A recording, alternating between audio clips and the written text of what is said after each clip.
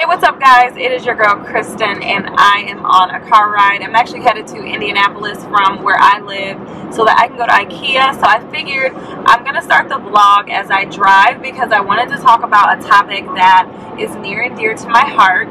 There's actually two topics I wanted to talk about, but I think I'm only going to do one in this video and then I'll do another one probably on my main channel because I wanted to like sit down and actually talk about the other topic with you guys. So one topic is pertaining to getting my project management certification and the other topic is around a black ceiling. And I read an article recently that talked about the black ceiling, and it was such a good article that I wanted to talk about it here on my channel. So I think I'm going to talk about that first here on this video, and then we'll talk about the more structured conversation around project management on my main channel because I definitely don't want to miss any of the points, and I'd actually written out a lot of points around project management, the benefits, and why I am getting the certification for myself. If the camera is like bouncing around, it's because I have it on this little like car mount tripod thing so that I can talk and not have to worry about looking at it or holding it or any of those things. But anyway, I guess let's go ahead and get into this topic. So I'm going to kind of paraphrase the article just a little bit because unfortunately I don't obviously have it in front of me.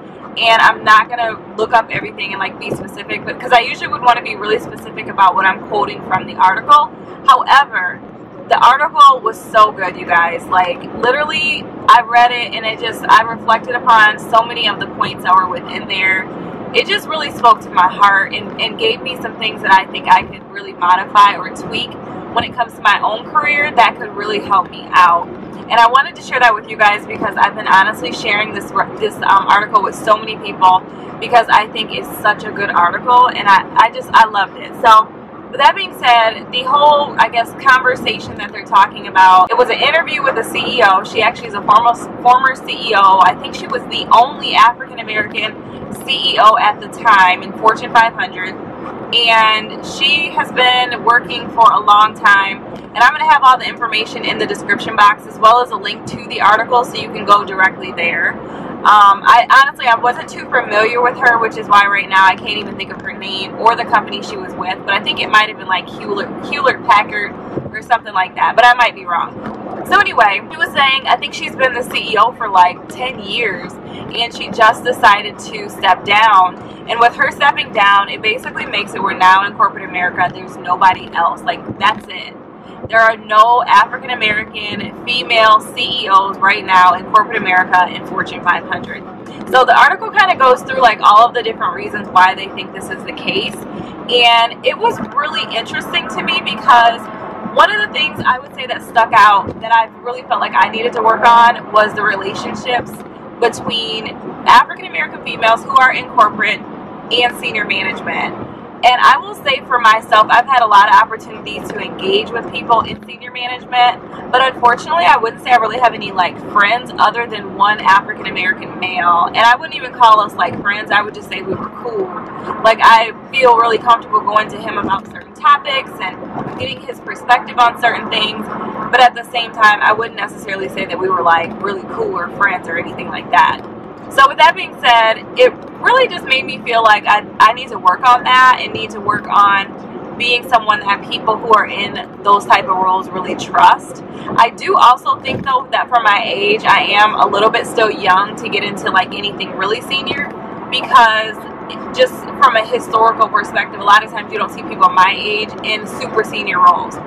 But I do think that this could mean that I definitely could work on, you know, advancing my careers in other roles that are not quite as senior as like super senior leadership, but even, you know, higher ranking roles than what I currently am in today. Really made me walk away feeling like I need to work on that and I need to work on establishing those relationships and friendships with people who don't necessarily just look like me.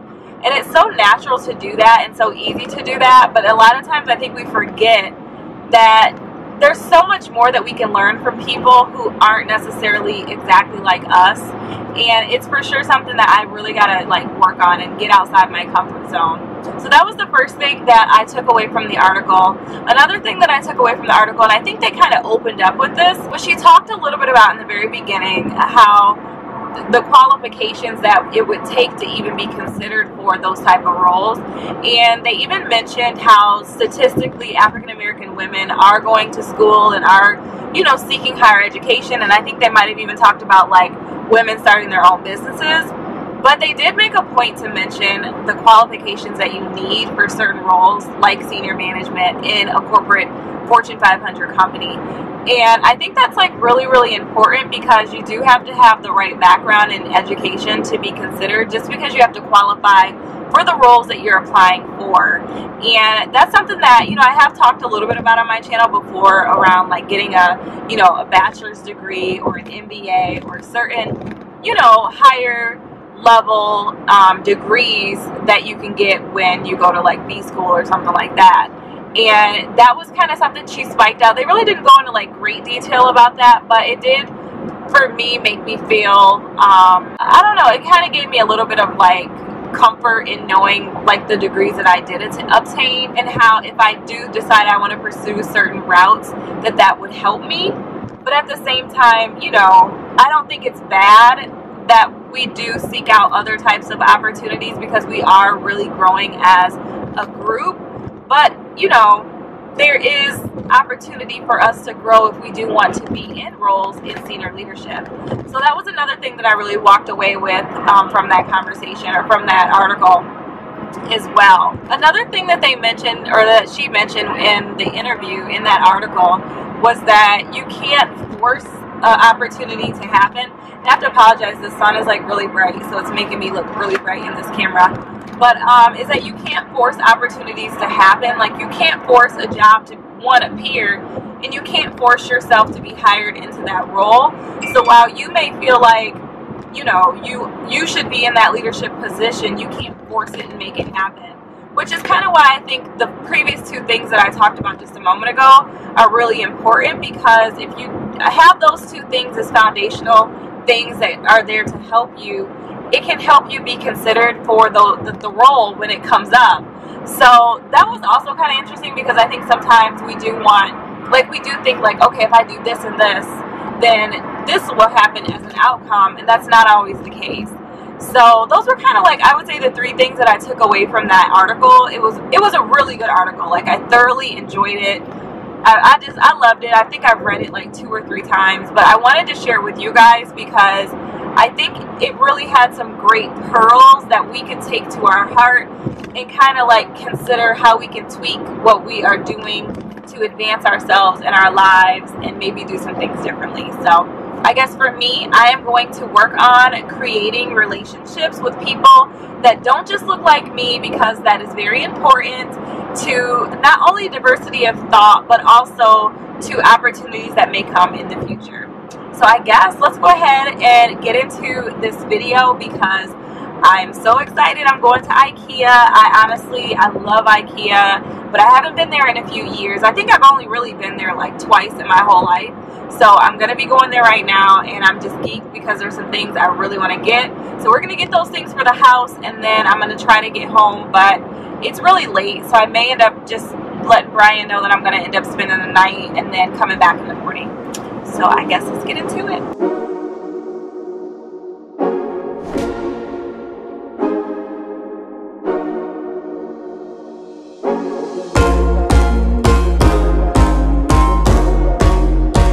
Made it to IKEA, and Brian warned me this is overwhelming. Like, there's so much stuff. I don't even know what I'm doing. I don't know where to find the bins at to pick up the things that I want to get, and I have made a list of a ton of stuff that I probably don't need. So this is going to be interesting when I finally check out, and then hopefully it'll fit in the car, because I'm all the way in Indianapolis and I live in Fort Wayne. So yeah, so it's kind of dark in here, but I'm picking out my stuff. I'm actually in like the warehouse part, and I have to admit, it's kind of creepy in here. Brian has me picking out a couple things for him, so I just got his stuff down there, and I'm gonna go find my stuff down. Hey, what's up guys? So I don't know if you can tell, but it is the next day. I have all of my stuff right here from IKEA. I literally went crazy. I bought so much stuff, like, I can't even believe it. Like, it's gonna really be the worst trying to put all this stuff together, but I'm excited and I'm looking forward to it, and I cannot wait to show you what I got But I'm actually now about to head to the melting pot. I have not been there in years since I lived in Grand Rapids, so I'm looking forward to going there for lunch. I'm headed there right now. Then I want to go shopping and just go check out a couple other places before I head back to Fort Wayne, so I can spend some time with Brian, because I guess he's off after tonight, and then we will have the whole day tomorrow to spend together as well. So I guess I'm gonna just go ahead and get into it, but I just kind of wanted to update you guys so you understood like why I look different and stuff.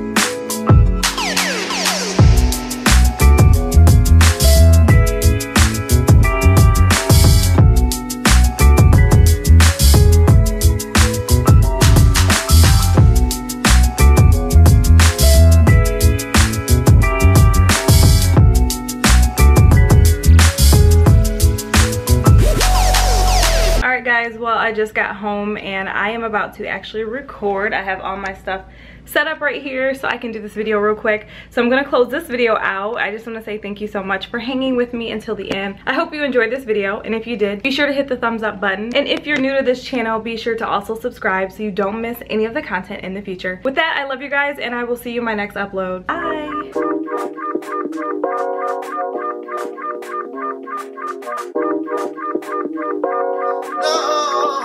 No, I'm a sucker.